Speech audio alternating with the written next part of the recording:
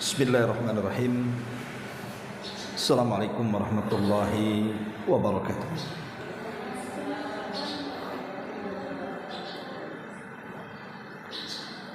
Alhamdulillah wassalatu wassalamu ala Rasulillah wa ala alihi wa sahbihi wa mawalah wa la hawla wa la quwata illa billahi wa ba'd. Lanjutkan kajian kita masih membahas tafsir surah Al-Mursalat dan kita masuk pada ayat ke 47 dan seterusnya. A'udzubillahi minasyaitonir rajim. Bismillahirrahmanirrahim. Wailun yawma idzin lil mukadzibin wa idza qila lahum irka'u la yarka'u. Wailun yawma idzin lil mukadzibin fa bi ayyi haditsin ba'dahu yu'minun. Celakalah pada hari itu, maksudnya pada hari kiamat, bagi mereka yang mendustakan kebenaran. Siapa para pendusta kebenaran? Orang-orang kafir. Apabila dikatakan kepada mereka orang-orang kafir, rukuklah kalian, maka mereka enggan dan tidak mau rukuk. Maka celakalah pada hari itu bagi mereka yang mendustakan kebenaran. Fabi ayyi haditsin ba'dahu yu'minun. Maka kepada bacaan mana lagi selain Al-Quran mereka akan beriman. Ma'asyiral muslimat yang dimuliakan Allah Subhanahu wa taala, 4 ayat ini menjelaskan tentang 2 amalan mulia yang sangat dibenci orang kafir. Pertama, salat, dan yang kedua, bacaan Quran. Karena di sini Allah Subhanahu wa taala menjelaskan kelak pada hari kiamat, ketika orang-orang kafir itu diperintahkan untuk ruku, maka mereka untuk ruku dan juga untuk sujud mereka tidak sanggup melakukannya. Karena di dunia ketika mereka disuruh ruku dan sujud mereka enggan melakukannya. Makanya Allah sebutkan dalam surah Al-Qalam ayat 42 itu, yauma yukshafu an saqin wa yud'auna ila sujudi fala yastati'u. Pada hari betis disingkapkan dan mereka dipanggil untuk sujud, maka mereka pun tidak kuasa untuk melakukan sujud. Karena kalimat wa idza qila lahum irka'u, apabila dikatakan kepada mereka orang-orang kafir rukuklah, maksudnya salat. Kenapa kemudian tidak langsung wa idza qila lahum sallu begitu? Kenapa diambil rukuknya saja? Karena di bagian salat yang paling mulia itu 2 tempat. Salah satunya ruku, kemudian sujud. Makanya ruku dan sujud itu tidak boleh diberikan kecuali kepada Allah. Makanya hati-hati ibu kalau salaman sampai membungkukkan seperti orang ruku, tidak boleh. Ya boleh membungkukkan tapi jangan seperti orang ruku. Karena tidak boleh ruku kecuali kepada Allah, apalagi sampai sujud. Karena saya lihat ada orang yang menganggap anak itu kalau ingin berbakti kepada orang tuanya harus sujud di kakinya. sujud tidak boleh diberikan kecuali kepada Allah Subhanahu wa taala. Ada beberapa penafsiran kalimat irka'u di sini. Maksudnya apa disuruh ruku di sini? Ada yang mengatakan bahwa yang dimaksud irka'u di sini kinayah daripada nasihat. Apabila mereka orang-orang kafir diberikan nasihat, mereka enggan menerimanya. Justru mereka sombong dan juga enggan untuk menerima nasihat, terutama apabila mereka disuruh untuk sholat dan bersyahadat.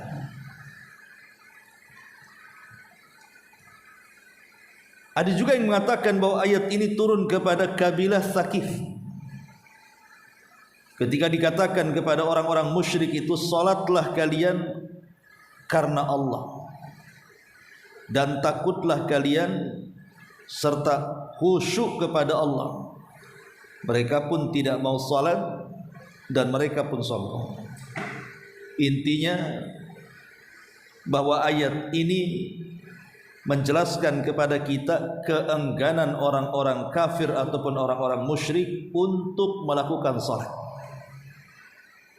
Padahal orang yang banyak melakukan salat di dunia berarti dia orang yang paling banyak berdirinya.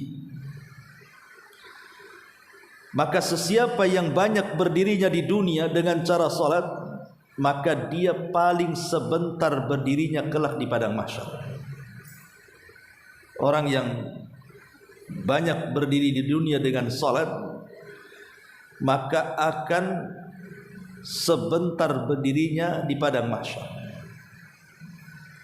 Makanya hari kiamat dalam bahasa Arab itu disebut yaumul qiyamah. Kenapa disebut kiamat? Diambil dari al-qiyam. Qiyam itu berdiri artinya. Karena di antara makna yaumul qiyamah adalah dibangkitkannya manusia di padang mahsyar. Setelah dibangkitkan, maka mereka akan terus berdiri dan tidak akan pernah duduk, apalagi berbaring, selama 50.000 tahun. Tentu bagi orang kafir khamsina alfasana. Tapi bagi orang-orang yang beriman tentu sesuai dengan kadar dosanya. Jadi kalau dosanya banyak, ya boleh jadi dia akan lama berdirinya di padang mahsyar, karena secara otomatis juga hisabnya akan lama. Tapi yang sedikit maksiatnya dan banyak ibadahnya, terutama ibadah salat, maka ketika semakin lama berdiri di dunia dengan salat wajib dan sunnahnya, maka akan semakin sebentar berdirinya di padang mahsyar. Ma'asyiral muslimat yang dimuliakan Allah Azza wa Jalla, ketika manusia dikumpulkan di padang mahsyar, kemudian banyak peristiwa dan proses yang mereka akan jalani. Sampai pada waktunya Allah mengatakan wa jaa rabbuka wal malaku saffan saffan, dan telah datang Rabbmu sementara malaikat berbaris bersaf-bersaf, artinya lurus bersaf-saf. Makanya kita sampai disuruh kalau sedang salat untuk membuat saf itu seperti safnya para malaikat. Kata Rasul, ala tasuffuna kama tasufful malaika. Kenapa kalian tidak berbaris bersaf-saf seperti barisan malaikat ketika mereka berbaris dengan sangat rapat dan sangat lurus? Lah ketika Allah Subhanahu wa taala datang menemui hambanya di padang mahsyar, dan itulah ru'yatullah, di mana Allah bisa tampak pertama kali, tentu bagi orang-orang yang beriman. Tapi bagi orang kafir akan terhalang. Karena Allah mengatakan, kalla yawma idzin an rabbihim lamahjubun. Ingatlah sekali-kali pada hari itu pandangan orang kafir akan terhalang ketika melihat Allah Subhanahu wa taala. Lah ketika itu Allah Subhanahu wa taala merintahkan untuk menggeret jahanam. Kemudian ditampakkan di depan manusia yang ada di padang mahsyar sejak zaman Adam sampai yang terakhir nanti, untuk diperlihatkan betapa besarnya jahanam itu. Maka kemudian malaikat pun menggeret jahanam yang memiliki 70.000 tali kekang, di mana setiap tali kekang akan digeret oleh 70.000 malaikat. Kemudian dihadapkan, digiring persis di hadapan manusia. Disitulah Allah Subhanahu wa taala ketika hendak menampakkan betisnya, yauma yukshafu an saqin, pada hari betis disingkapkan, maka orang-orang yang beriman mereka pun langsung tersungkur sujud. Tetapi orang-orang munafik dan orang-orang kafir ketika mereka berusaha untuk sujud, mereka tidak bisa, justru sujud ke belakang. Seperti orang kayang itu, tidak bisa ke depan, malah ke belakang. Ya. Dari sini Allah mengatakan wa yud'auna ila sujudi fala yastati'un. Ketika mereka dipanggil untuk sujud, mereka pun tidak kuasa untuk sujud. Karena di dunia mereka tidak pernah sujud, maka di akhirat selamanya dia tidak sanggup untuk sujud. Ketika dikatakan kepada mereka, rukulah kalian, artinya salatlah kalian. Dalam salat ada ruku, ada sujud. Tetapi ketika Allah mengatakan wa idza qila lahumur ka'u la yarka'un, mereka tidak mau ruku, artinya tidak mau salat. Makanya Allah Subhanahu wa taala sediakan satu neraka khusus kepada mereka yang disebut dengan saqar. Allah katakan dalam surah Al-Mudaththir 4244 itu, ma salakakum fi saqar qalu lam nakum minal musallin. Kenapa kalian bisa masuk ke neraka saqar, kata Allah. Maka mereka mengatakan karena kami di dunia tidak pernah sholat. Jadi inilah ibadah atau amalan mulia yang sangat dibenci orang kafir. Ini yang pertama. Tapi sebelum kita lanjut ke yang kedua, salat ini sedikit kita cerita faedah salatnya. Ma'asyiral muslimat yang dimuliakan Allah Subhanahu wa taala, apa sih sebenarnya rahasia di balik salat ini?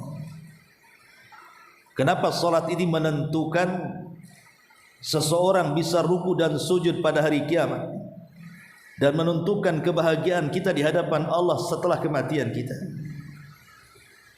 Pertama, karena hikmahnya adalah ketika Allah Subhanahu wa taala menciptakan saya, ibu atau siapapun manusia, bahkan kalangan jin sekalipun, tujuan penciptaan kita dan jin itu adalah untuk beribadah. Wa ma khalaqtul jinna wal insa illa liya'budun. Tidaklah kuciptakan jin dan manusia kecuali kita disuruh untuk beribadah. Dan di antara ibadah, dari semua ibadah yang diperintahkan Allah, yang ada hubungan erat antara kita dengan Allah, bahkan terjadi dialog antara kita dengan Allah, adalah salat. Karena di situ terjadi dialog kita dengan Allah ketika membaca surah Al-Fatihah dalam salat. Karena apabila kita katakan alhamdulillahi rabbil alamin, maka Allah mengatakan asna alayya abdi. Kalau kita katakan ar-Rahman ar-Rahim, maka Allah akan katakan hamidani abdi. Kemudian ar-Rahman ar-Rahim asna alayya abdi. Kemudian maliki yaumiddin majjadani abdi. Jadi kalau kita katakan segala puja dan puji hanya milik Allah Rabb semesta alam, maka Allah akan mengatakan kepada kita, lihat hambaku sedang menyanjungku. Apabila kita katakan ar-Rahman ar-Rahim, Allah maha penyayang lagi maha pengasih, maka Allah katakan kepada kita, asna alayya abdi, lihat hambaku sedang memuja-muji aku. Apabila kita mengatakan maliki yaumiddin, maka Allah mengatakan majjadani abdi, lihat hambaku sedang membesar-besarkan dan mengagung-agungkan diri. Dan begitu setiap ayat dalam Al-Fatihah itu ada jawabannya. Kita sedang berdialog di situ. Ma'asyiral muslimat yang dimuliakan Allah Azza wa Jalla, artinya dari semua ibadah yang Allah perintahkan yang ada dialognya antara kita dengan Allah itu saat sholat. Artinya hubungan dekat kita dengan Allah itu saat kita dengan sholat. Makanya sholat disebut sholat karena silatun bainal abdi wa rabbi. Dia adalah tali penghubung kita dengan Allah subhanahu wa ta'ala. Kalau kita sholat berarti tali itu masih terhubung dengan Allah. Kalau kita meninggalkan sholat maknanya putuslah tali hubungan kita dengan Allah subhanahu wa ta'ala. Ketika terputus maka tidak ada penjagaan lagi dari Allah subhanahu wa ta'ala. Ini yang pertama. Yang kedua, ma'asyiral muslimat yang dimuliakan Allah subhanahu wa ta'ala, kita tahu bahwa dalam kehidupan kita di dunia ini semua manusia pasti mencari kebahagiaan, karena kebahagiaan itu dicari semuanya. Orang anak kecil pengen bahagia, orang remaja pengen bahagia, orang dewasa pengen bahagia, orang tua pengen bahagia, orang mukmin pengen bahagia, orang kafir pengen bahagia, laki-laki pengen bahagia, perempuan juga pengen bahagia. Bahagia itu dicari semua orang. Jadi kebahagiaan seseorang itu dicari semua orang. Dan ulama mengatakan aktsaru sa'adatin fid dunya bal fil akhirah. Dan manusia yang paling bahagia di dunia bahkan di akhirat humul atqiya'us salihun. Mereka lah orang-orang yang bertakwa dan orang-orang yang banyak melakukan amal saleh. Allah mengatakan man amila salihan min dzakarin aw untha wa huwa mu'minun falanuhyiyannahu hayatan thayyibah wa lanaziyannahum ajrahum bi ahsani ma kanu ya'malun. Barang siapa yang beramal saleh dari kalangan laki-laki dan perempuan dan dia seorang mukmin, maka kami akan indahkan kehidupan mereka di dunia dan kami akan balas mereka dengan pahala dengan sebaik-baik balasan sesuai dengan amalan yang mereka lakukan di dunia. Ulama mengatakan, lihat bagaimana Allah subhanahu wa ta'ala menjanjikan kehidupan yang sangat indah bagi seorang mukmin di dunia dan akhirat. Dan salat itu adalah tahqiqus salahi wat taqwa. Adapun amalan yang bisa memungkinkan orang itu sampai derajat takwa dan juga kebaikan di hadapan Allah hanyalah salat. Jadi salat itu paling cepat kalau ingin bertakwa itu salat. Karena meninggalkan salat bisa kufur, lawan daripada takwa, bisa maksiat ya. Karena salat itu mencegah perbuatan keji dan mungkar kan. Berarti yang tidak salat tidak bisa mencegah perbuatan keji dan mungkar. Hanya orang salatlah yang bisa mencegah perbuatan keji yang mungkar, tentu dengan salat yang benar sesuai dengan tuntunan Allah dan Rasulnya.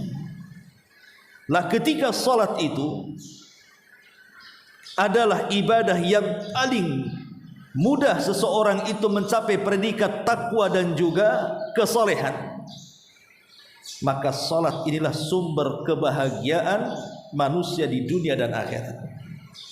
Ini yang kedua. Yang ketiga, kita di dunia ini, saya, ibu atau siapapun, yang namanya sedih, yang namanya stres, yang namanya bingung, itu pasti meliputi kita setiap harinya.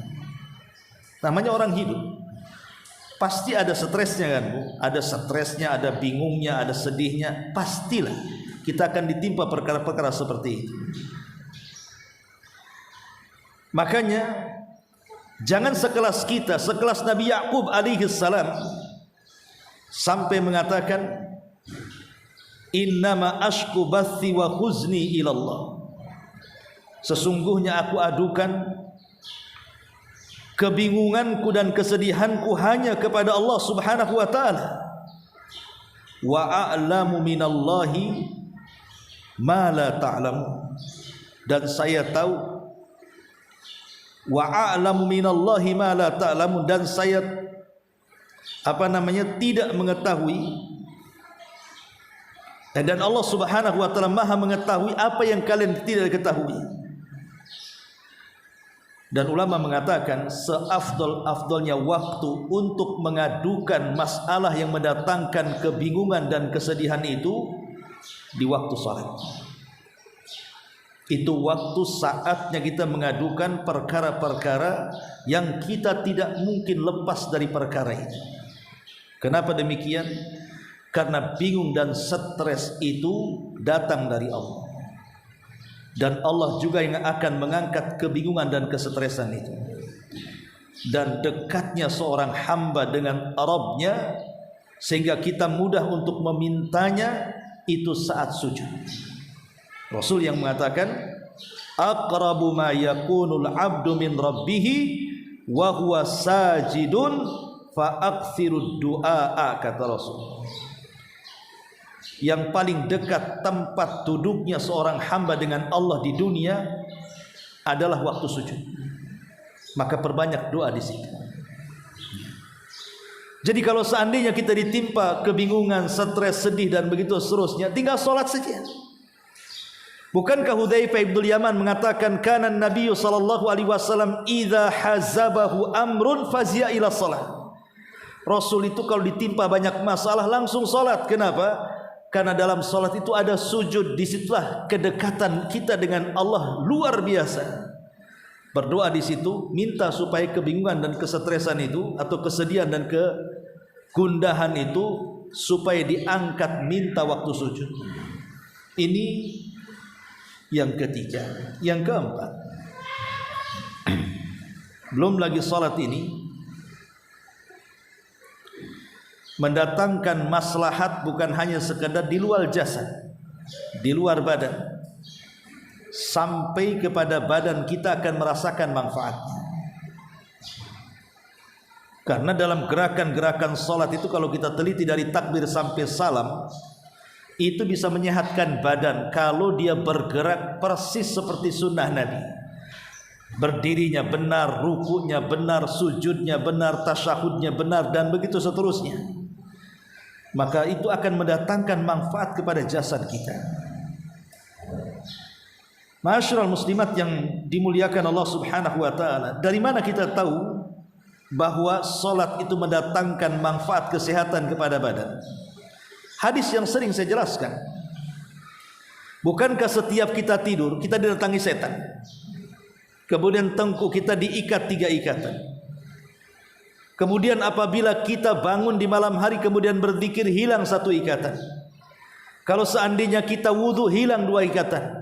Kalau seandainya kita salat, maka hilang 3 ikatan secara keseluruhan. Dan dia bangkit di pagi hari, jiwanya akan bersih, dan dia akan semangat untuk beraktivitas hari itu sampai sore hari. Karena malasnya dihilangkan, semangatnya didatangkan. Jadi faedah salat ini banyak sekali. Kalau itu bagi pribadi ya tentu masyarakat tentu lebih daripada itu. Karena kalau seandainya di masyarakat salat berjamaah begitu ya, manfaatnya nampak, ada persatuan di situ. Bahwa Islam tidak mengajarkan perbedaan satu dengan yang lainnya. Kalau orang sudah masuk masjid, mau anda pejabat, mau anda orang kaya, mau anda presiden, tidak bisa nyerobot ke saf pertama kalau datangnya masbuk. Ya tetap saja di belakang. Artinya di situ Islam mengajarkan dinus sawasiyah, artinya Islam itu agama pemerataan, semua sama di hadapan Allah. Yang membedakan hanyalah ketakwaan kita kepada Allah Subhanahu wa taala. Lah bayangkan ibadah yang banyak manfaatnya ini, orang-orang kafir tidak mau melakukannya. Wa idza qila lahumur ka'u la yarka'u. Ketika disuruh salat mereka tak mau salat. Ini di dunia, ibu-ibu yang dimuliakan Allah Subhanahu wa taala. Kalau kita melihat tentang faedah salat di akhirat, itu luar biasa. Apa saja faedah salat itu di akhirat? Kalau tadi kan kita bicara tentang faedah salat di dunia. Lalu apa faedah salat di akhirat? Pertama, bahwa salat itu akan menghindarkan kita dari azab kubur. Ingat ketika kita membicarakan tentang ketika Nabi SAW bermimpi, dalam mimpinya kemudian dibawa oleh dua malaikat kemudian naik ke atas gunung yang tinggi. Tiba-tiba kemudian Rasul diperlihatkan berbagai macam azab kubur di situ. Salah satunya adalah Rasul melihat ada orang yang terlentang. Kemudian di sampingnya ada malaikat yang membawa batu kemudian dibenturkan di kepalanya sampai mati. Kemudian dihidupkan kembali, dibenturkan lagi kepalanya, terus seperti itu sampai dia merasakan azab Allah Subhanahu wa taala. Ketika ditanya, apa sih dosa orang itu? Rupanya dosa orang itu karena di saat datang waktu sholat, bukannya sholat malah dia tidur. Ini azan sudah berkumandang, bukannya cepat mengambil wudhu kemudian sholat, malah tidur. Kecuali kalau dalam kondisi darurat, dia memang mengantuk sekali, ya memang tidur dulu supaya sholatnya khusyuk. Karena orang kalau ngantuk sekali sholat, nanti bacaannya macam-macam tuh yang dibaca. Bahkan Fatihah dah hafal tuh kalau udah ngantuk tuh. Ya. Tapi kalau seandainya menjadi sebuah kebiasaan, datang waktu sholat tidur, datang waktu sholat tidur, ini masuk dalam kategori wailun lil musallin. Celaka bagi orang-orang yang salat, alladzina hum an salatihim sahun, bagi yang sahun atau lalai dalam salat, suka mengakhir-akhirkan waktunya, tidak mau menepat-nepatkan waktunya. Jadi dengan salat kita akan terhindar dari azab kubur. Kemudian juga dengan salat nanti pada hari kiamat, maka Allah Subhanahu wa taala masih menggolongkan kita sebagai orang-orang yang beriman, digolongkan dengan golongan orang-orang yang beriman. Karena salat itu pembeda antara mukmin dan kafir. Faman tarakaha faqad kafar. Siapa yang meninggalkan salat maka dia telah kufur. Berarti orang yang tidak salat itu hakikatnya dia tidak Islam. Tapi orang yang salat hakikatnya dia seorang muslim, karena hanya seorang muslimlah yang melakukan salat. Ma'asyiral muslimat yang dimuliakan Allah Subhanahu wa taala, dan lebih daripada itu, salat adalah jalan menuju surga yang paling mudah. Kalau ingin masuk surga dengan mudah, salat. Makanya Rabi'ah ibn Harith Al-Aslami radhiyallahu an pernah meminta kepada Rasul untuk dijadikan temannya di surga. Kemudian Rasul mengatakan kepada Rabi'ah, baik, saya akan kabulkan, tapi syaratnya bantu untuk mewujudkan cita-citamu menjadi temanku di surga.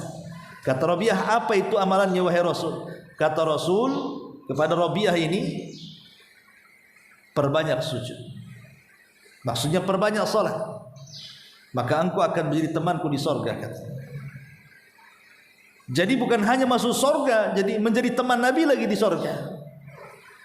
Itulah faedah salat di akhirat, langsung akan diberikan hadiah dalam bentuk salat. Dan perlu diingat bahwa salat ini adalah kewajiban pertama setelah syahadat yang diperintahkan oleh Allah Azza wa Jalla. Jadi sebelum ada perintah yang lainnya, sebelum ada perintah puasa, sebelum ada perintah zakat, sebelum ada perintah yang lainnya, itu salat dulu diperintahkan setelah syahadat. Makanya dari situ kemudian salat menjadi rukun kedua dalam Islam setelah syahadataini, karena memang itu perintah kedua masalahnya. Setelah membaca dua kalimat syahadat, dan salat sendiri perintahnya memang berbeda dengan ibadah yang lainnya, karena salat itu diperintahkan langsung di atas langit, sementara ibadah yang lain diperintahkan di bumi. Salat itu diperintahkan tanpa perantara Jibril, sementara ibadah yang lain lewat perantara Jibril. Dan salat itu undangan khusus yang Allah undang Rasulnya dalam peristiwa Isra dan Mi'raj. Dan banyak lagi faedah salat yang sering saya ulang-ulang di sini. Kemudian kata Allah Subhanahu wa taala, wailun yauma idzin lil mukadzibin. Celakalah pada hari itu, pada hari kiamat, bagi mereka yang mendustakan kebenaran. Fabi ayyi haditsin ba'dahu yu'minun. Maka kepada bacaan selain Quran ini, maka kepada ajaran manakah selain Al-Quran mereka akan beriman? Karena orang-orang kafir di zaman Nabi SAW, mereka sok menolak Al-Quran padahal mereka cinta dengan Quran. Seperti kisah Abu Jahal, kemudian kisah Sufyan Ats-Tsauri, Abu Sufyan ibn Haram, dan juga beberapa sahabat yang kalau malam, beberapa orang musyrik yang kalau malam mereka mencari Rasul yang sedang sholat. Apabila Rasul sudah mulai start sholat malam, kemudian dia keraskan bacaannya, maka Abu Jahal, Abi Sufyan, dan orang musyrik yang lainnya itu mereka merasa lezat ketika Rasul membaca Quran, karena apalagi Rasul punya suara indah, dan mereka menganggap bahasa Quran itu adalah bahasa yang tidak bisa dijangkau dengan syair. Karena gini Bu ya, Quran itu mukjizat terbesar dari seluruh mukjizat yang ada. Dan setiap nabi ketika turun mukjizat itu disesuaikan dengan kebiasaan kaumnya. Contoh mamanya Nabi Musa, kebiasaan kaumnya apa? Melakukan praktek sihir. Makanya Musa diberikan mukjizat yang mirip dengan sihir, padahal bukan sihir, itu mukjizat. Tongkat jadi ular, gitu ya. Kemudian tongkat dipukul membelah lautan, tongkat dipukul ke batu keluar air, dan begitu seterusnya. Itu kan tampak kayak sihir kan? Itu bukan sihir, itu mukjizat. Karena di zaman Nabi Musa terlampau banyak tukang-tukang sihir. Makanya Musa diberikan mukjizat dalam bentuk mirip dengan sihir, tapi tidak sihir, bahkan lebih hebat dibandingkan sihir. Karena itu mukjizat Allah Subhanahu wa taala. Atau contoh yang kedua, mukjizat Nabi Isa bin Maryam. Di zaman Isa kebanyakan penduduknya mereka suka meneliti kesehatan, meneliti dedaunan, meneliti akar-akaran pohon-pohonan gitu ya, buah-buahan untuk dijadikan racikan obat. Sehingga di zaman Nabi Isa bin Maryam itu banyak para tabib, banyak ditemukan obat-obatan yang bisa mengobati penyakit yang luar biasa. Makanya kemudian Isa pun mukjizatnya kurang lebih saja menyembuhkan banyak penyakit, tapi ada yang tidak bisa disembuhkan oleh kaumnya. Apa itu? Kematian. Tidak bisa disembuhkan oleh kaumnya, tapi Isa dengan izin Allah bisa menyembuhkan orang mati. Ya, kan itu mukjizat, bukan Isa yang menyembuhkan, Allah yang menyembuhkan.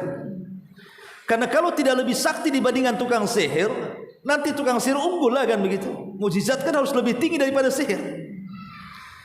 Makanya kemudian bisa menyembuhkan orang buta yang tidak bisa disembuhkan kaumnya di zaman itu dengan kekurangan peralatan gitu. Tapi Nabi Isa bisa menyembuhkan orang buta, penyakit kulit, bahkan orang mati dengan izin Allah bisa sembuh. Lah berbeda di zaman Nabi Musa yang banyak sihir, berbeda dengan Nabi Isa yang banyak para tabib. Di zaman Rasul justru orang-orang Arab kala itu sangat mengagung-agungkan bahasa, sehingga banyak muncul bujangga-bujangga, para pujangga yang hebat ketika melantunkan syair. Makanya orang Arab itu pandai ngomong. Mereka kalau ngomong itu pandai orang Arab itu.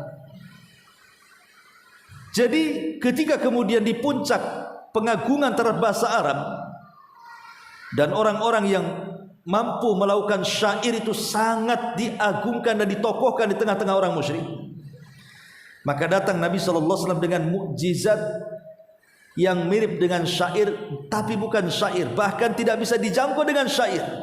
Bahasanya sangat indah sekali. Itulah Al-Qur'anul Karim. Ma'asyiral muslimin, muslimat yang dimuliakan Allah Subhanahu wa taala, Al-Qur'an ini diturunkan kepada kita sebagai kitab hidayah. Hidayah bagi seluruh manusia. Syahrul Ramadhan alladzi unzila fihi al-Qur'an hudan linnasi wa bayyinatin minal huda wal furqan. Bulan Ramadan adalah bulan diturunkan Al-Qur'an, di mana Al-Qur'an itu menjadi petunjuk bagi manusia. Tapi di permulaan Al-Baqarah Allah katakan hudan lil muttaqin, bahwa Quran itu petunjuk bagi orang-orang yang bertakwa. Tapi di ayat yang lain petunjuk bagi orang-orang yang petunjuk bagi manusia. Maknanya secara umum Al-Quran itu mengkhitab semua manusia, tapi yang dapat mengambil manfaat dari Quran itu hanya orang-orang yang bertakwa. Itu maksudnya. Ya, secara umum Quran hidayah bagi manusia, tapi yang mengambil manfaat itu hanya orang-orang yang bertakwa. Orang kafir tidak mengambil manfaat. Padahal Quran ini pengaruhnya dahsyat. Pengaruh Quran luar biasa. Ya. Kalau seandainya Al-Quran ini diturunkan oleh Allah ke gunung-gunung, bukan kepada manusia, karena makhluk yang paling kuat di bumi itu adalah gunung. Dari seluruh makhluk Allah yang Allah ciptakan di bumi ini, yang paling kuat adalah gunung. Lihat, gunung itu sangat kokoh sekali, yang isinya batu tinggi menjulang itu. Tapi kalau seandainya Allah turunkan Al-Quran kepada gunung, maka gunung akan ketakutan, bahkan akan meledak saking takutnya gunung ini kepada Allah. Dan itu disebutkan dalam Quran, "Lau anzalna hadzal Qur'ana 'ala jabalin la ra'aitahu khashi'an mutasaddian min khasyatillah." Kalau seandainya kami turunkan Al-Quran itu kepada gunung, maka engkau lihat gunung itu akan takut luar biasa kepada Allah dan akan bergetar, bahkan hancur, karena ketakutan yang bersangatan kepada Allah Subhanahu wa ta'ala. Bahkan lebih daripada itu, jin di masa Nabi SAW nyasar ke kebun nakhla, sekitar 7 jin. Tiba-tiba Nabi SAW sedang sholat fajar dan membaca surah Toha. Setelah membaca surah Toha dan selesai sholat, tiba-tiba jin yang mendengarkan itu semua beriman. 7 jin itu disebut dengan Nusaybin, jin dari Yaman. Makanya Allah berikan keutamaan orang Yaman. Manusia dan jinnya dua-duanya dimuliakan Allah Azza wa Jalla. Manusianya dimuliakan karena orang-orang Ansar itu semua turunan Yaman. Dan di akhirat mereka lah ahlu Yaman yang akan pertama kali minum dari telaga Nabi. Begitu juga jin, di mana sahabat yang pertama dari kalangan jin 7 orang atau 7 jin, itulah jin Nusaybin. Dari mana Nusaybin? Kabilah dari Yaman. Jadi jin dan manusianya dimuliakan oleh Allah Subhanahu wa taala. Ketika mendengar ayat Al-Quran, mereka pun langsung mengatakan kepada yang lainnya, diam, diam. Ini suara apa indah sekali.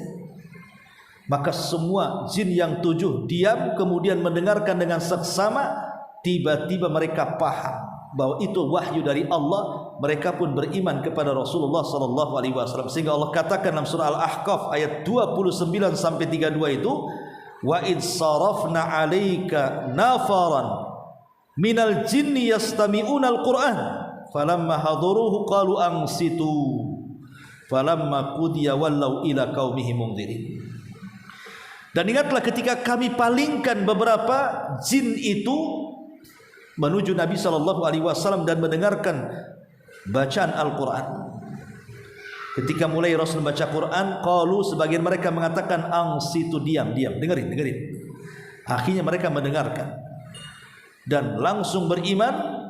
Ketika selesai mendengarkan dan beriman, mereka pun kembali kepada kaumnya dan mendakwahkan dakwah Islam, sehingga ribuan jin masuk Islam di saat para sahabat belum banyak masuk Islam. Jin sudah banyak dulu masuk Islam tuh dari kalangan sahabat Rasul. Dan tentu jin yang merupakan sahabat Rasul lebih mulia dibandingkan kita, karena kita bukan sahabat Nabi sallallahu alaihi wasallam. Lihat pengaruhnya Al-Quran kepada jin sampai diturunkan satu surat tersendiri namanya Suratul Jin. Qul uhiya ilayya annahu istama'a nafarun minal jinni faqalu inna sami'na qur'anan ajaba yahdi ila rusydi fa amanna. Sungguh telah diwahyukan, katakan ya Muhammad, telah diwahyukan kepadaku ada sekelompok jin yang mendengarkan Quran. Kemudian mereka mengatakan kami sedang mendengarkan Quran yang sangat menakjubkan, yang memberikan petunjuk kepada kebenaran, maka kami pun beriman dan kami berjanji untuk tidak menyekutukan Allah dengan siapapun. Lihat bagaimana Quran mempengaruhi bangsa jin. Bahkan air yang kita minum, coba ibu ambil satu botol aqua, kemudian kita bacakan Al-Fatihah 3 kali dengan setiap ayat ditiup, setiap ayat ditiup, jadilah air ruqyah. Itu kalau diteliti air ruqyah itu sebagaimana yang pernah diteliti orang-orang Jepang dengan peralatan mereka, bahwa air yang dibacakan Quran dengan air yang tidak dibacakan Quran itu berbeda. Kalau air dibacakan Quran itu akan memadatkan molekul, bahkan akan menjadi detox untuk membersihkan penyakit. Jadi sebenarnya ibu-ibu bisa kalau membuat air ruqyah dengan cara apa? Ambil air seperti ini, air seperti ini. Ini umpamanya air di gelas, ibu bacakan saja dengan niat untuk menyembuhkan. Setiap membaca auzubillahi minasyaitonirrajim, bismillahirrahmanirrahim, tiup. Ya. Kemudian alhamdulillahirabbil alamin, tiup lagi. Setiap ayat tiup air itu. 3 kali surah Al-Fatihah ini sudah menjadi air ruqyah. Bisa digunakan untuk anak punya lagi sakit, ya kan? Kan ibu mungkin nggak bisa baca Fatihah begitu saja. Asal niatnya yang benar saja. Ikhlaskan Allah Subhanahu wa taala dan minta kesembuhan lewat sebab air ruqyah tadi. Lah air ruqyah ini bisa menghilangkan racun. Itulah pengaruh Quran kepada air. Bahkan di dalam surah Al-Maidah ayat 83 Allah mengatakan, wa idza sami'u ma unzila ila rasul tara a'yunuhum tafidu minad dam'i mimma arafu minal haqq yaquluna rabbana amanna faktubna ma'asy syahidin. Dan apabila mereka mendengarkan apa yang diturunkan kepada Rasul, maksudnya Quran, kamu lihat mata mereka mencucurkan air mata disebabkan kebenaran Al-Quran yang telah mereka ketahui dari kitab-kitab sebelum mereka. Seraya berkata, ya Rabb kami telah beriman, maka catatlah kami bersama orang-orang yang menjadi saksi atas kebenaran Al-Quran dan kenabian Nabi Muhammad SAW. Ayat ini ada sebab nuzulnya, surah Al-Maidah 83 itu. Jadi ketika para sahabat hijrah pertama sebelum ke Madinah, kemana? Ke Habasyah. Rasul hijrah 2 kali ke sana. Para sahabat hijrah 2 kali ke Habasyah. Ketika ada pensyariatan hijrah ke Madinah, maka Rasul meminta seluruh para sahabat yang ada di Habasyah untuk ke Madinah. Karena Allah sudah menentukan tempat hijrah. Maka semua sahabat yang ada di Habasyah itu mereka menuju Madinah dan hidup di kota Madinah. Najasyi, Ashama ibn Afjur itu kan beriman sembunyi-sembunyi. Tidak ada kaumnya yang tahu Najasyi sudah beriman kan. Akhirnya Najasyi meminta kepada para rahib yang ada di Habasyah untuk datang ke kota Madinah dan untuk mendengarkan langsung Al-Quran yang dibaca Nabi. Maka berangkatlah 60 para rahib Nasrani dari Habasyah, Ethiopia, menuju kota Madinah. Sampai di kota Madinah, mereka 60 rahib itu berjumpa dengan Rasul. Kemudian meminta agar Rasul membacakan Quran kepada mereka. Maka Rasul mulai membacakan Al-Quran di hadapan rahib-rahib yang datang dari Ethiopia itu. Entah kenapa dan siapa yang menggerakkannya, tiba-tiba para rahib itu mencucurkan air mata sampai membasahi janggutnya. Dari sini turun ayat ini. Allah katakan dalam surah Al-Maidah ayat 83, wa idza sami'u ma unzila ila rasul tara a'yunuhum tafidu minad dam'i mimma arafu minal haq.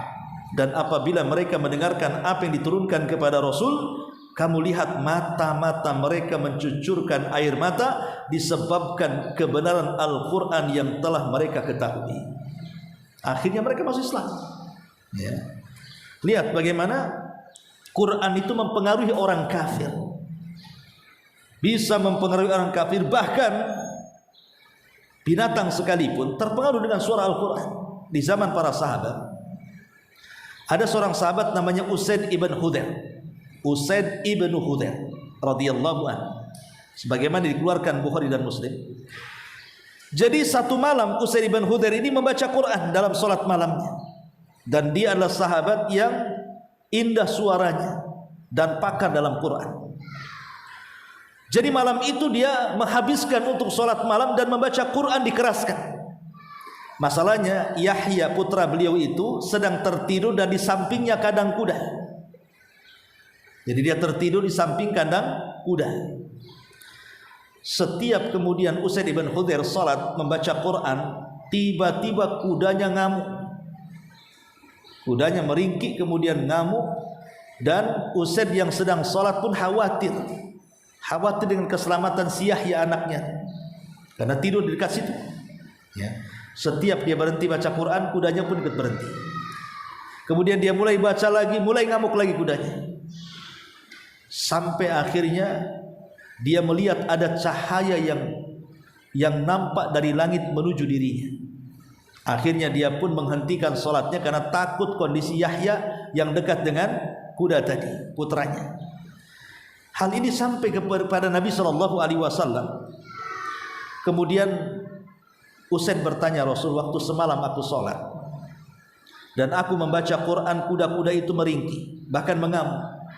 Dan setelah aku hentikan bacaan Quran itu, tiba-tiba ada cahaya ikut terhenti juga. Ketika aku membaca, cahayanya semakin mendekat. Ketika aku berhenti juga cahaya itu. Maka Rasul mengatakan, tilkal malaikatu dan danat li sautika, itulah malaikat yang mendekat kepada suara. Cahaya itu adalah malaikat yang sedang mendekat cahaya kepada bacaan Quran. Kata Rasul, walau qara'ta la asbahta yamdurun nasu ilaiha la tatawara minhum. Kalau engkau terus membacanya dan terus membacanya, maka malaikat akan turun dari langit ke bumi dan manusia bisa menyaksikannya. Lihat bagaimana Quran itu mempengaruhi binatang, kan?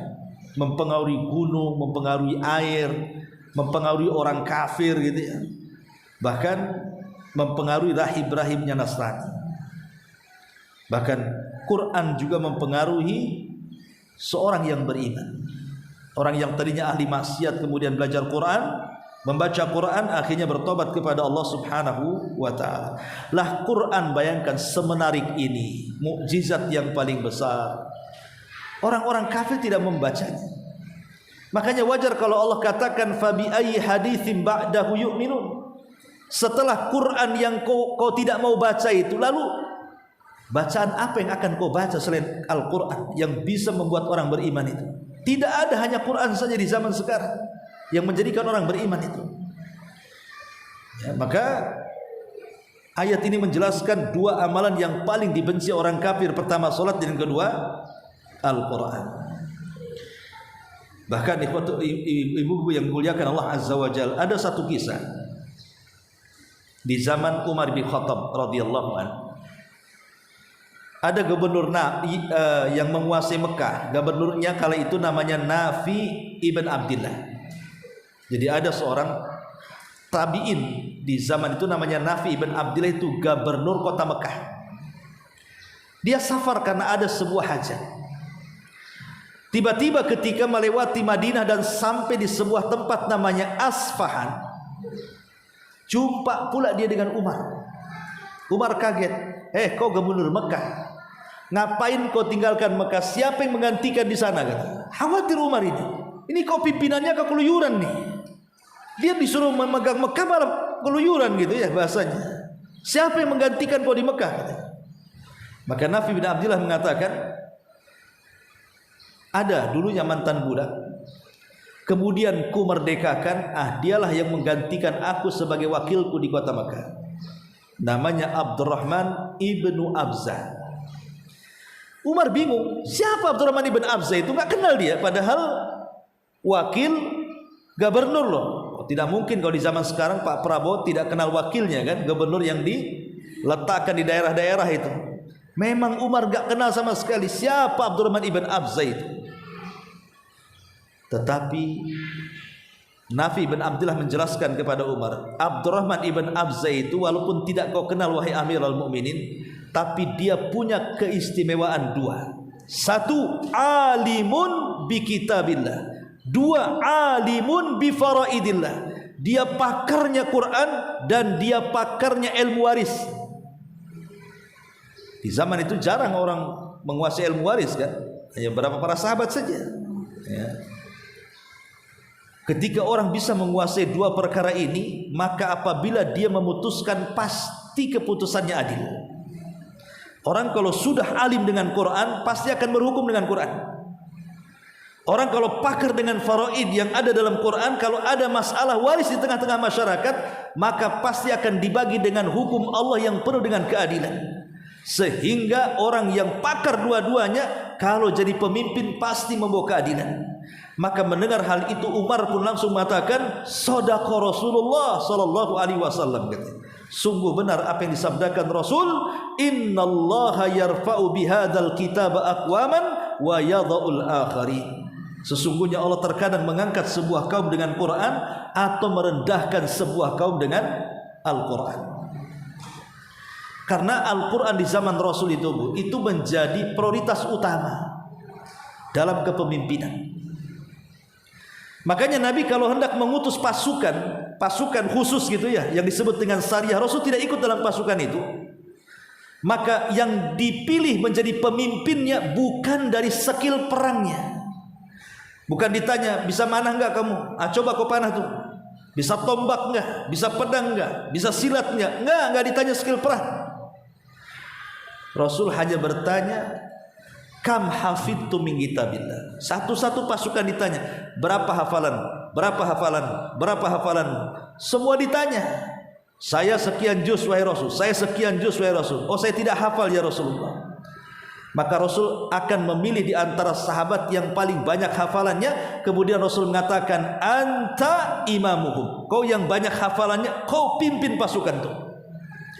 Jadi barometer menjadi pemimpin di zaman Rasul bukan skill perangnya bagus, tapi siapa yang paling banyak hafalan Qur'annya. Kenapa? Karena pemimpin perang itu dia akan merangkap sebagai pemimpin salat ketika melaksanakan tugas. Maka diambil yang paling banyak hafalan Qur'an. Makanya para sahabat berlomba-lomba untuk memperbanyak hafalan Quran supaya mereka menjadi pemimpin perang yang dipilih oleh Nabi sallallahu alaihi wasallam. Kan itu sebuah kebanggaan mentaati Allah dan Rasulnya. Bahkan di zaman Nabi SAW ada seorang wanita, seorang Ansor. Rasul sedang membuat taklim seperti inilah, ngaji gitu ya di Masjid Nabawi. Datang orang wanita Ansor, kemudian berdiri di belakang para sahabat sambil mengatakan, ya Rasulullah, aku siap menghibahkan diriku untukmu. Dan ini khususiyah Rasul. Boleh Rasul itu mendapatkan hibah wanita tanpa menikah, langsung digauli. Khususiyah Rasul ya. Tapi umatnya tidak boleh, harus menikah, harus ada mahar baru halal. Ya, tidak boleh. Kalau bagi selain Rasul bukan nikah, namanya zina namanya. Tapi bagi Rasul boleh seorang wanita menghibahkan dirinya dan Rasul menerimanya. Tapi Rasul ketika itu tidak berkehendak kepada wanita itu. Sampai 3 kali wanita ini menawarkan dirinya, Rasul tidak mau. Akhirnya orang Ansor mengatakan, Rasul, kalau engkau tidak sudi dengan dia, kawinkan akulah dengan dia, katanya. Kata Rasul, kau mau nikah dengan dia itu kau punya apa? Kau pulang dulu ke rumah, cari benda-benda yang bisa kau buat mahar. Pergi dia ke rumah, tak ada barang-barang berharga di rumah. Balik lagi dan mengatakan, Rasul, aku tidak punya apa-apa kecuali sarung yang aku pakai. Zaman dulu kan pakaiannya kayak kain ihram itu. Lah kalau aku jadikan sarung ini mahar, telanjanglah aku. Tapi kalau aku tidak kasih mahar, tak jadi kawinlah aku, katanya. Kan bingung jadinya kan? Ya, dikasih mahar telanjang, tak kasih mahar tak jadi kawin. Akhirnya Rasul mengatakan, ya sudah kalau begini, pulang cari cincin walaupun dari besi. Kan cincin dari besi gampang saja, Bu. Ambillah di toko, di orang-orang bangunan itu kan ada besi-besi panjang, Bu. Yang besi 6, besi 8, tinggal gunting saja satu ruas jari, dilingkarkan jadilah cincin besi kan gitu. Tapi di zaman itu memang lagi susah, cincin besi pun tak ada. Dia datang kepada Rasul mengatakan, ya Rasul, sudah ku geledah tuh rumah saya itu, tak ada satupun cincin dari besi gitu. Kata Rasul SAW mengatakan, ya sudah, kam hafidta min kitabillah. Kalau gitu berapa hafalan? Hafidtu kada wa kada, hafidtu surata kada wa kada. Aku hafal surat ini dan surat itu, wahai Rasul. Kata Rasul, idzan uzawwijuka bima ma'aka minal Qur'an. Kalau begitu, ku nikahkan engkau maharnya Quran yang ku hafal itu. Ku ajarkan kepada calon istri. Lihat, akhirnya Quran jadi solusi kan. Orang yang tadinya dipikirnya tidak jadi nikah, ternyata bisa nikah dengan Al-Quran. Ma'asyiral muslimin, muslimat yang dimuliakan Allah Subhanahu wa taala. Makanya kemudian Al-Quran itu adalah kitab yang sangat dicintai Rasul, dan Rasul sangat mencintai orang yang membacanya. Sampai satu malam Rasul itu biasalah belusukan bahasa kitanya, malam-malam itu tengoklah ke rumah-rumah warganya di kota Madinah. Satu malam Rasul keluar belusukan, nengok rumah sahabatnya, dan kebiasaan para sahabat di malam hari itu sebagian besar mereka tidak tidur, karena tidur mereka sedikit, dan kebanyakan mereka qiyamul lail. Dan terdengar dari rumah-rumah kaum muslimin di kota Madinah itu suara Quran layaknya suara tawon bersautan satu dengan yang lainnya. Jadi dari rumah ini keluar suara Quran, dari rumah, pokoknya suara Quran itu di mana-mana, seperti suara tawon di malam hari. Tapi ada dari sekian suara yang muncul dari rumah-rumah kaum muslimin, ada satu rumah mengeluarkan suara yang paling indah dari semua suara yang didengar Rasul di sekitar rumah-rumah Madinah itu. Saking takjubnya Rasul, akhirnya Rasul mendekati rumah itu, kemudian berdiri di sampingnya sambil mendengarkan. Ya, bukan tajasus, tidak. Maksudnya Rasul berdiri saja mendengarkan suara dari dalam rumah yang sangat indah itu. Rupanya rumah itu adalah rumahnya Abu Musa al-Ash'ari radhiyallahu anhu. Jadi keesokan harinya Rasul memanggil Abu Musa al-Ash'ari dan mengatakan, ya Abu Musa, saya minta maaf semalam saya berdiri di samping rumahmu karena saya terkejut dengan suara-suara Qur'anmu yang sangat indah, katanya. Abu Musa kaget dan mengatakan, ya Rasulullah, kalau aku tahu engkau ada di samping rumahku dan mendengarkan aku baca Quran, ku indahkan kembali bacaanku, katanya. Itu belum seberapa, katanya. Kalau ku tahu kau mendengarkannya, ku indahkan lagi suara itu, wahai Rasul. Apa kata Rasul? Ya Abu Musa, la sautuka kamizmar min mazamiri ali Daud. Wahai Abu Musa, suara Quranmu persis seperti Daud ketika taronum dengan zaburnya, katanya. Saking indahnya. Lihat, Rasul saya tertekun suka dengan orang yang bagus suaranya kan, karena Quran itu sudah indah dan akan diperindah dengan bacaan yang indah. Makanya ketika Rasul pulang dari safar, Rasul, Abu Bakar dan Umar kemudian masuk ke Masjid Nabawi. Ketika terhalang dinding, ada suara yang luar biasa indahnya. Rupanya yang membaca suara itu adalah Abdullah ibn Mas'ud radhiyallahu anhu. Ketika itu Rasul mengatakan kepada Abu Bakar, kau dengar suara orang itu? Wahai Abu Bakar, ya, kata Abu Bakar. Kau dengar suara itu wahai Umar? Ya, aku mendengarnya wahai Rasul. Tahu enggak suara itu suara siapa? Kemudian Rasul mengatakan, ya Abu Bakar, ya Umar, kalau engkau ingin tahu ketika Jibril menurunkan wahyu kepadaku suaranya seperti apa? Suaranya seperti orang itu, katanya. Ditunjukkan kepada siapa? Abdullah ibn Mas'ud. Ya. Ketika kemudian Nabi SAW menyebutkan Abdullah ibn Mas'ud, suaranya disejajarkan dengan Jibril, Umar ingin memberitahu Abdullah ibn Mas'ud sebelum Abu Bakar. Pagi-pagi buta Umar datang ke rumah Abdullah ibn Mas'ud dan mengatakan, absyir ya Aba Mas'ud, katanya. Berbahagialah wahai Abdullah ibn Mas'ud, suaramu disejajarkan oleh Nabi dengan suara Jibril. Apa kata Abdullah bin Mas'ud? Saya sudah tahu wahai Umar, karena Abu Bakar tadi sudah ngasih tahu. Kalah dia dengan Abu Bakar. Maka Umar tidak bisa menandingi gaya Abu Bakar dalam beramal. Jadi memang Quran itu sangat diagungkan di zaman itu. Tapi di siang hari Quran ini menjadi musuh bagi orang-orang kafir. Tapi di malam hari Quran itu menjadi sesuatu yang paling dicintai untuk didengar oleh orang-orang kafir. Makanya Allah mengatakan fabi ayyi haditsin ba'dahu yu'minun. Bacaan Quran ini sudah cukup, mau baca yang mana lagi? Enggak ada selain Quran itu yang bisa menenangkan. Bahkan Rasul mengatakan ketika mengucapkan menyebutkan keutamaan Al-Baqarah, maka Rasul mengatakan apa? Man akhadahu fa inna akhdahu barakatun wa inna tarkahu hasratun wa la tastati'u hal batalatun. Siapa yang mengambilnya pasti diberkahi, siapa yang meninggalkannya pasti rugi, dan tidak ada satupun setan dan tukang sihir yang akan mengganggunya selama-lamanya. Kenapa? Karena bacaan surah Al-Baqarah alias bacaan Quran ini membuat pengaruh besar bagi setan, di mana setan tidak suka ketika orang membaca Quran, pasti dia lari.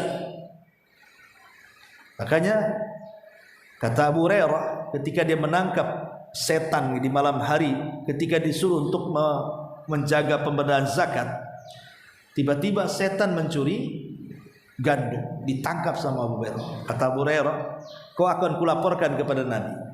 Kata orang ini, jangan, aku ini orang susah, tapi gini saja, sebagai imbalannya saya akan ajarkan kepadamu sebuah kalimat yang kalau engkau baca sebelum tidur sampai pagi tidak akan disentuh setan. Tiba-tiba diajarkan ayat kursi, kemudian dilaporkan kepada Rasul. Kata Rasul, tahukah kamu siapa yang mengajarkan ayat kursi itu wahai Abu Hurairah? Kata Abu Hurairah, Allah dan Rasulnya yang tahu. Kata Rasul, fa innahu syaitan sadaqaka wa huwa kadzub. Dia adalah setan, dia mengucapkan kebenaran dalam masalah ini, maksudnya dalam masalah ayat kursi, tapi yang lainnya dia adalah seorang pendusta. Ya. Dari sini kita tahu, lihat bagaimana pengaruh Al-Quran itu bisa mengusir setan. Dan banyak lagi keistimewaan yang jelas bahwa dua amalan ini adalah amalan yang dibenci orang kafir, maka amalan ini juga harusnya amalan yang paling dicintai orang yang beriman. Kalau kita seorang yang beriman, cintai Quran dan cintai sholat, karena dua amalan inilah yang akan menyelamatkan kita di dunia dan akhirat. Wallahu a'lam bishawab. Sebelum saya tutup, silakan kalau ada yang bertanya, tafadhol.